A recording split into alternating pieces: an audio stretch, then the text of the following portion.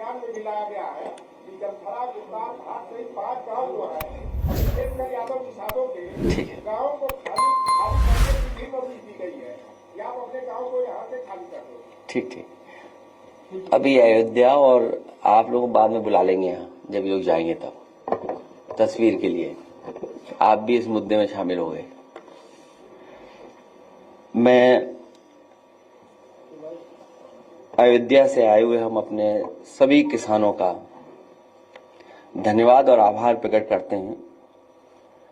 साथ ही साथ हम सभी लोग बहुत आभारी भी हैं उनके कि इन परिस्थितियों में जहां सरकार समय समय पर डराती है, उनके अधिकारी अन्याय करने के लिए हमेशा तैयार रहते हैं, उस समय किसान समाजवादी पार्टी और हम पर भरोसा कर रहे हैं। मैं अयोध्या वासियों का और खासकर किसानों का बहुत बहुत धन्यवाद और आभार प्रकट करता हूं। अभी जब बात शुरू हुई तो ये कहा गया कि ये भारतीय जनता पार्टी के भी कार्यकर्ता रहे हैं और आज इनके साथ भी अन्याय हो रहा है। और सच्चाई तो ये है कि इधर जिस तरीके से सरकार काम कर रही है, भारतीय जनता पार्टी के लोग भी जानते हैं कि भारतीय जनता पार्टी उनकी सगी नहीं है। इधर जिस तरीके से भारतीय जनता पार्टी फैसले ले रही है, काम कर रही है, भारतीय जनता पार्टी के लोग भी ये महसूस कर रहे हैं कि भारतीय जनता पार्टी उनकी सगी नहीं है। और मैं एक उदाहरण नहीं, कई उदाहरण दे सकता हूं। जो हमारे किसान यहां पर आए हैं, इनका तो सब कुछ छीना जा रहा है। दादा परदादा से वर्षों से ये खेती बाड़ी करते आए हैं, अपना घर मकान बना लिया, रजिस्ट्री हो गई हैं, बहुत सी अपने परिवार मिलकर के रह रहे हैं, लेकिन सरकार जानबूझ करके इनकी जमीन छीनना चाहती है।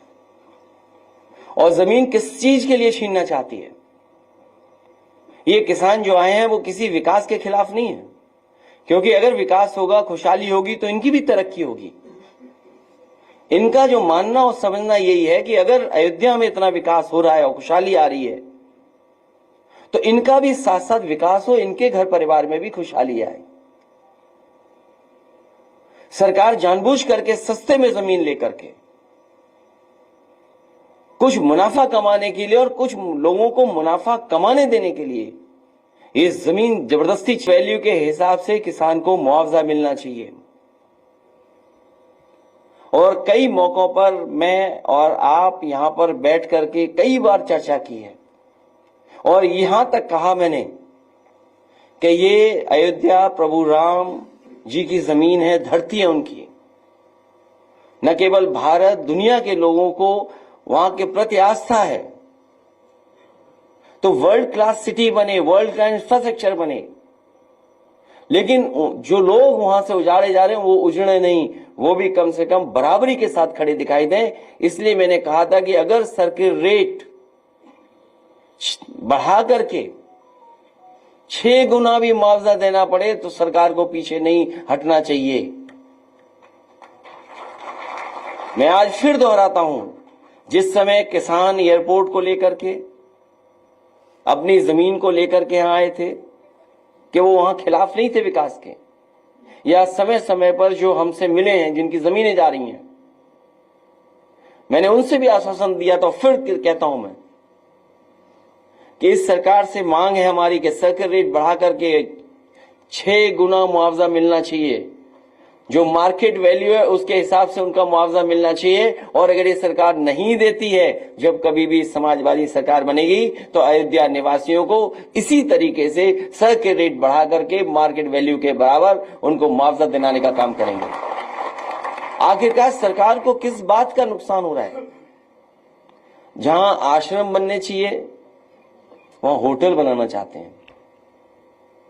ये बात तो किसी को समझ में नहीं आ रही।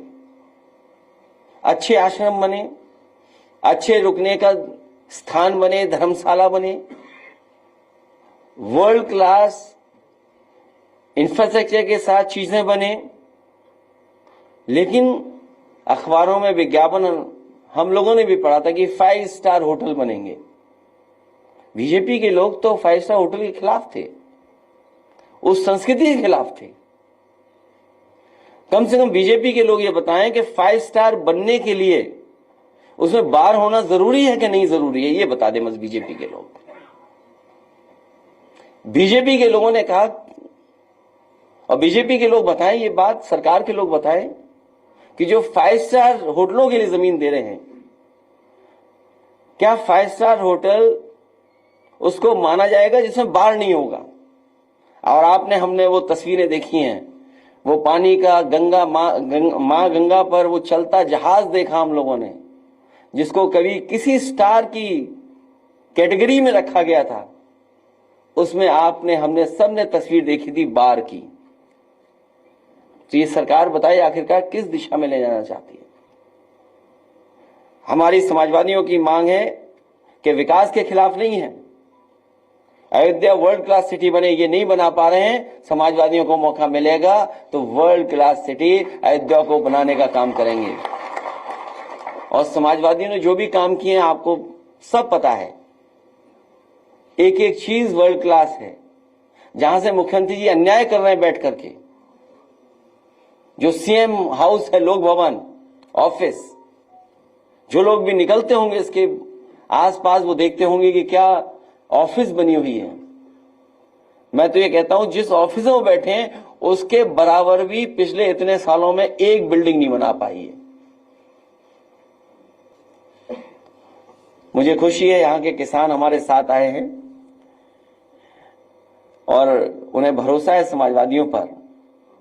मिल्कीपुर में भी चुनाव है, वहां पर पीडीए के प्रतिनिधि लड़ रहे हैं चुनाव। पीडीए के प्रतिनिधि ही समाजवादी पार्टी के प्रत्याशी हैं और उत्तर प्रदेश का, देश का सबसे बड़ा उपचुनाव होने जा रहा है। मैं तो अपने तमाम जर्नलिस्ट साथियों से अपील करूंगा कि ऐसा चुनाव जरूर देखने जाएं, आप देखने समझने जाएं, वहां की कवरेज हो और तमाम जानकार लोग हैं उनसे भी हमारा निवेदन होगा कि डेमोक्रेसी में ऐसा चुनाव नहीं देखा हो, ऐसे चुनाव की स्टडी करनी चाहिए। ऐसे चुनाव की स्टडी हो कि आखिरकार चुनाव में जनता कैसे फैसला लेती है। और हम सरकार से भी कहेंगे कि ये चुनाव पारदर्शी हो और पारदर्शी उदाहरण पेश करे सरकार कि ये फेयर इलेक्शन हो रहा है, जिससे कि हमारे तमाम जर्नलिस्ट न केवल यूपी के, भारत के और दुनिया के भी आकर के देखें कि कैसे फेयर इलेक्शन होता है। ये उदाहरण पेश करे आने वाले समय में कि इतना फेयर इलेक्शन हो सकता है और किया जाता है। और सच्चाई तो ये है कि मिल्कीपुर में भी इनके पैर उखड़ते हुए नजर आ रहे हैं। और हम आपसे पहले भी निवेदन कर चुके हैं कि हमारे समीकरण की चर्चा ज्यादा मत करना आप लोग। अगर प्रेस के लोगों ने ज्यादा चर्चा कर दी हमारे पक्ष में तो सरकार वर्दीधारी लोगों को आगे कर देगी। बात तो खत्म हो जाने दो अभी।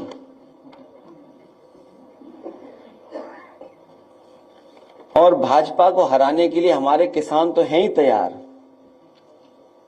भाजपा को हराने के लिए व्यापारी भी तैयार हैं, भाजपा को हराने के लिए युवा भी तैयार हैं, भाजपा को हराने के लिए महिलाएं भी, बहनें भी तैयार हैं। ये जो चुनाव होने जा रहा है इसमें बुरी हार भारतीय जनता पार्टी हार करके आएगी। मैं एक बार फिर अपने आए हुए किसानों का धन्यवाद देता हूं और मैं उन्हें भरोसा दिलाता हूं विधानसभा में भी, लोकसभा में भी आपकी बात को रखेंगे और आपके लिए समाजवादी पार्टी लड़ेगी भी, हक दिलाएगी भी। और आने वाले समय में सरकार बनेगी तो सर्किल रेट बढ़ा करके आपको मुआवजा दिलाने का काम हम सब लोग मिलकर के करेंगे।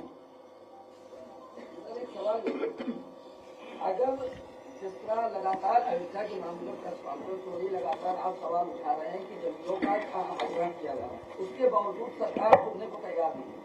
तो क्या समाजवादी पार्टी के कार्यकर्ता और समाजवादी पार्टी के नेता फ्रंट पे भी उतर के इसके खिलाफ लड़ाई लड़ेंगे? कई बार सुधार आता है फिर बिगड़ जाती है बीजेपी। जब यहां पर बातचीत आपसे होती है तो सुधार आता है और फिर बिगड़ जाते हैं। और इससे महत्वपूर्ण सवाल हमारे पत्रकार साथियों को ये पूछना चाहिए और बताना चाहिए जनता को भी कि आखिरकार सब रजिस्ट्रियां बीजेपी वालों की कैसे हो रही हैं। लोग कह रहे थे कि आप गंगा नहाने कब जाएंगे, और आप गंगा नहाने गए भी, और उसकी एक तस्वीर रात में वायरल की जो लाखों लोगों ने देखी। उस तस्वीर को जो आप चेन पकड़ के हैं उसको लोग देख के विरोधी जो है ठंडे बस्ते में चले गए और कह रहे हैं कि यार द मोस्ट हैंडसम पॉलिटिशियन। मैं अपने साथी का धन्यवाद देता हूं और मुझे अच्छा लगता है कि सबसे पहले सवाल आप ही और सबसे अच्छा सवाल आप ही पूछते हो। अब मुझे तो ये लगता है कि मुख्यमंत्री जी को 2 डिप्टी सीएम हाथ पकड़ करके ले जाकर के डुबकी लगवाएंगे।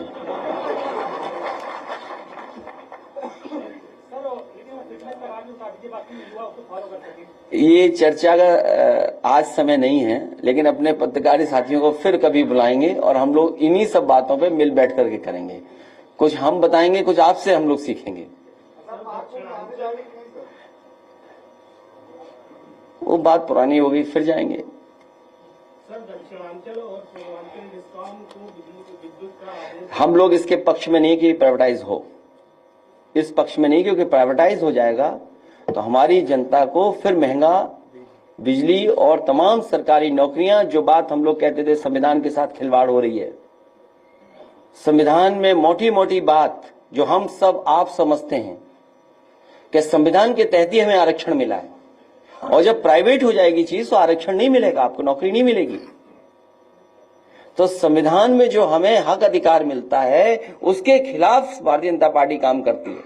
अगर प्राइवेटाइजेशन हो रहा है और पक्की नौकरियां छीनी जा रही तो इसका मतलब यह है कि बाबा साहब भीमराव अम्बेडकर जी का दिया हुआ संविधान के साथ छेड़खानी हो रही है।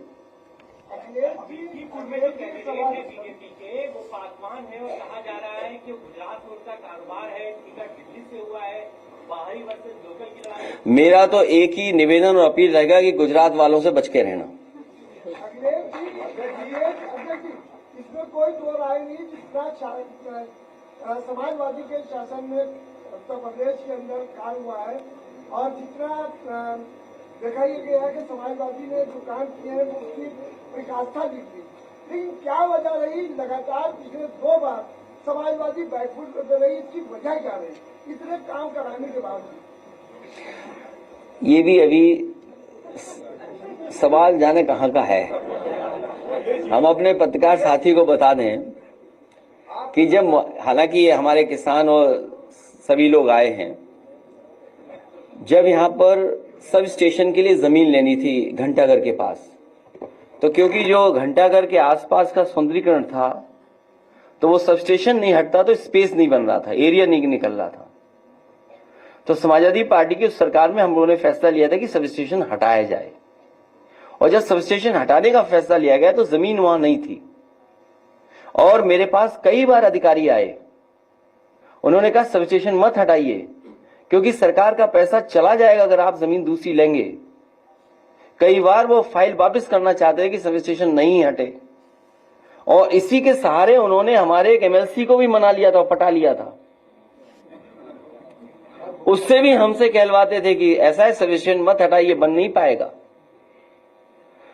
उस समय भी मैंने अधिकारियों से कहा कि ये जरूरी है, जब तक सब स्टेशन नहीं हटेगा तब तक यहां सुंदरता नहीं बनेगी।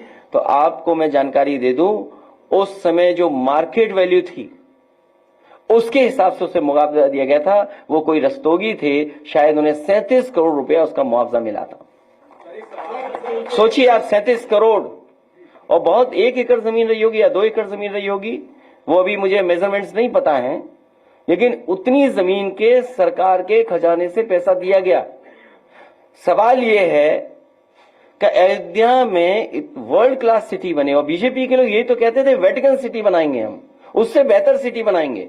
अरे बीजेपी वालों जरा गूगल करके तो देखो वेटिकन सिटी दिखती कैसी है।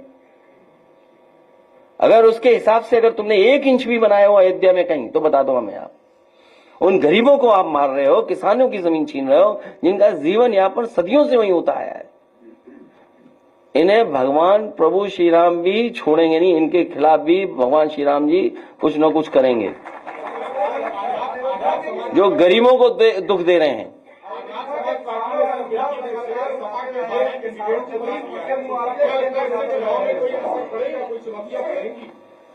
देखिए, समाजवादी पार्टी का प्रत्याशी पीडीए